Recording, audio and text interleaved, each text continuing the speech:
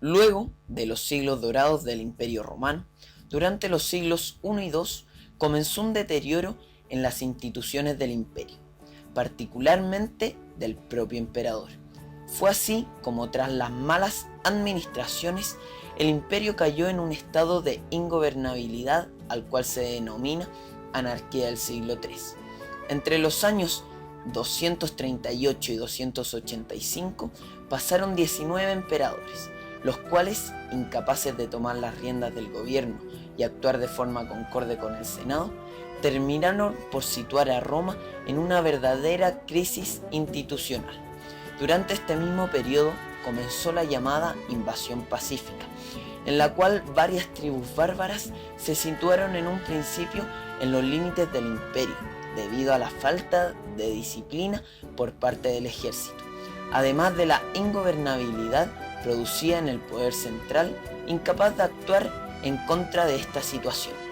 Por otro lado, las guerras civiles arruinaron al imperio. El desorden interno no solo acabó con la industria y el comercio, sino que debilitó a tal punto las defensas de las fronteras imperiales que, privadas de la vigilancia de antaño, se convirtieron en las puertas francas por donde penetraron agresivamente las tribus bárbaras.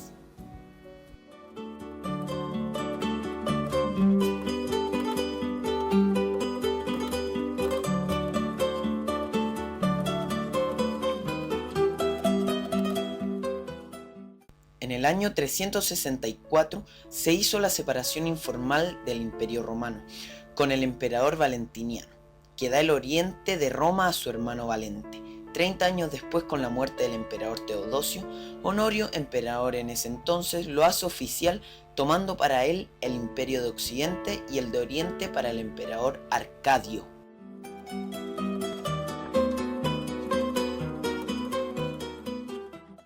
Los griegos y los romanos llamaron bárbaros a los grupos de nómadas y pueblos que no hablaban su idioma, el latín, y que se mantenían a las afueras del imperio romano y del territorio griego. Los bárbaros habitaban en el norte de Europa y de Asia Central, y se distinguían de los romanos por el atraso de su civilización. Formaban familias que tenían caracteres propios y que eran apasionadas al saqueo. Eran guerreros por naturaleza, sus poblados eran pequeños y su economía muy primitiva. La célula social básica era la familia. Cuando varias familias ocupaban un mismo territorio, se reunían en una tribu. Varias tribus formaban una población, que en asamblea general elegían a su rey. Algunas tribus, como la de los hunos, eran nómadas o errantes y solo aspiraban a un botín en lugar de tierras. Sus vidas se desarrollan en continuas guerras. Los pueblos bárbaros, especialmente los germanos, eran pueblos que migraban hacia la zona del mar Mediterráneo por ciertas razones, como el aumento de la población, el clima y el deseo de encontrar mejores tierras. Se puede decir que hubieron dos clases de invasiones, una pacífica y otra violenta.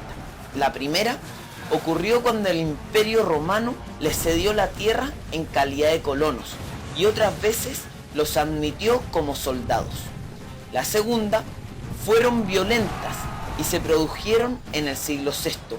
En ellas participaron los hunos, quienes eran un pueblo que vivía exclusivamente del saqueo y el robo, y que además empujaban a todas las demás tribus bárbaras.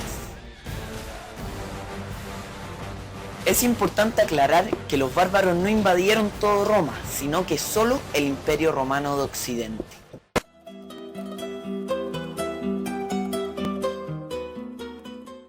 Los pueblos bárbaros más importantes en este tiempo eran los germanos, los hunos y los eslavos. Los germanos se dividían en teutones y godos. Los teutones eran los francos sajones, suevos, anglos, burgundos y lombardos. Y los godos eran los visigodos, que eran los godos del oeste, y los ostrogodos, que eran los del este, y los más bien conocidos como vándalos. Entre los pueblos hermanos que se ubicaron en el Imperio Romano están los visigodos, que ocuparon el actual territorio de España, los suevos y los alanos, que se ubicaron en el actual territorio de Portugal, los francos, que ocuparon el actual territorio de Francia, Holanda y Suiza, los ostrogodos y los lombardos, que formaron el reino de los ostrogodos en el actual territorio de Italia, los burgundios, que se ubicaron al sur de Francia, los anglos y los sajones, que se ubicaron en la Gran Bretaña, los alamanes, que se ubicaron en Alemania, y los vándalos, que se ubicaron en el norte de África. Aunque finalmente los hunos saquearon los reinos bárbaros y se establecieron en el territorio de Hungría, hasta donde los demás reinos le enviaban tributos.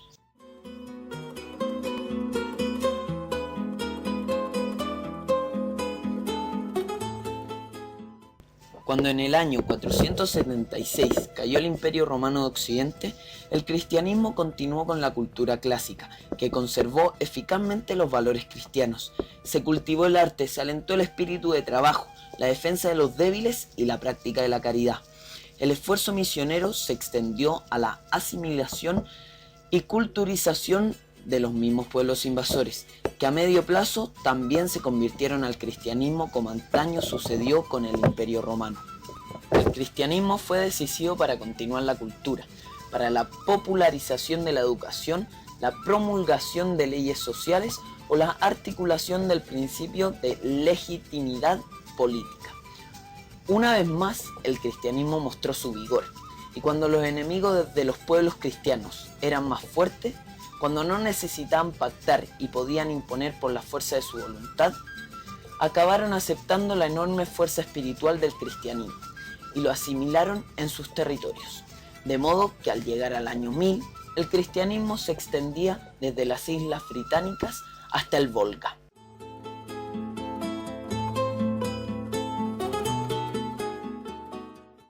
El legado más duradero de Roma fue su forma imperial, un modelo que permitió a los romanos dominar durante casi 1000 años. Hoy en día se sigue utilizando por las nuevas potencias mundiales. Pero la historia de Roma nos deja una advertencia. Ningún imperio debe creer en su propia inmortalidad. Hubo un momento en que nadie imaginaba el mundo sin Roma, pero llegó un día en que sus templos y monumentos se convirtieron en ruinas. Ningún imperio durará para siempre. Well, it's one for the money, two for the show, three to get ready. Now go, cat, go, but don't you step on my blue suede shoe. Well, you can do anything but take me over my blue.